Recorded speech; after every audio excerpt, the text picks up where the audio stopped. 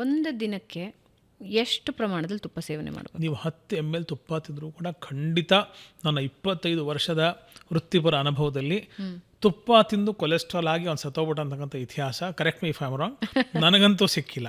And ನೀವು ಫ್ರಾನ್ಸಲ್ಲಿ ಇಲ್ಲಿ ಎಲ್ಲ ಮೊನ್ನೆ ಇತ್ತೀಚೆಗೆ ಒಂದು ಈ ಸಿಸ್ಟರ್ಸ್ ನರ್ಸ್ಗಳದ್ದೊಂದು ಸ್ಟಡಿ ಮಾಡಿದರು. Usually their life span is more 60-70 minimum 90-94ವರೆಗೂ ಆರಾಮಾಗಿ ಇರ್ತಕ್ಕಂಥ ಒಂದು ನರ್ಸಿಂಗ್ ಸ್ಟಾಫ್ನ ರಿಸರ್ಚ್ ಮಾಡಿದಾಗ 600-700 ಲಿಪಿಡ್ಸು ಡಿಸ್ಲಿಪಿಡಿಮಿ ಅಂತ ನಾವು ಲೇಬಲ್ ಕೊಡ್ತೀವಿ. ಕೊಲೆಸ್ಟ್ರಾಲ್ ಜಾಸ್ತಿ ಇದೆ, ಟ್ರೈಗ್ಲಿಸರೈಡ್ ಜಾಸ್ತಿ ಅಂತ. ಯಾರನ್ನೂ ಹಾರ್ಟ್ ಅಟ್ಯಾಕಾಗಿ ಸತ್ತಿಲ್ಲ. 94 ವರ್ಷದಲ್ಲೂ ನೀವು ಹಾರ್ಟ್ ಅಟ್ಯಾಕಾಗಿ ಸತ್ತಿಲ್ಲ ಅಂದರೆ ಬಹುಶಃ ಇನ್ನು 6 ವರ್ಷ ಕೂಡ ನೀವು ಹಾರ್ಟ್ ಅಟ್ಯಾಕಾಗಿ ಸಾಯೋಲ್ಲ.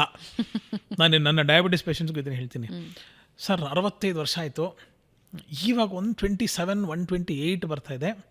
ಸೊ ಇದನ್ನು ಕಾಷನ್ ತೊಗೋಬೇಕಂದ್ರೆ 44 ವರ್ಷ ಒಂಚೂರು ಡಯಟಲ್ಲಿ ಹಂಗೆ ಮ್ಯಾನೇಜ್ ಮಾಡ್ಕೊಂಬಿಟ್ರೆ 100 ವರ್ಷ ತಟ್ತೀರಾ, ಮಾತ್ರ ಏನೋ ಅವಶ್ಯಕತೆ ಇಲ್ಲ.